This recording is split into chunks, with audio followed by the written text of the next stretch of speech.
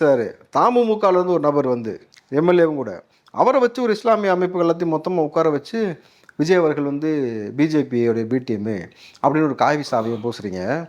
இந்த நபர்கள் எல்லாத்துக்கும் நான் கேட்கக்கூடிய ஒரே கேள்வி, இந்த இஸ்லாமிய அமைப்புகள் எவ்வளோ பேர் செதறி கிடக்குறீங்க? எல்லாம் போ ஸ்டாலின்கிட்ட போய் நில்லு, திமுகட்ட ஒரு 50 சீட்டை கேளு, டே 50 வேணா ஒரு 30 சீட்டை கேளியா. இஸ்லாமிய அமைப்புகள் ஒரு 20 அமைப்புகள் மேல் இருக்கீங்க, ஏகப்பட்ட கட்சி இருக்குது. ஒரே ஸ்டாண்டில் நில்லுங்க, திமுக கூடிய நின்றுட்டு ஒரு 30 சீட்டு கேளு.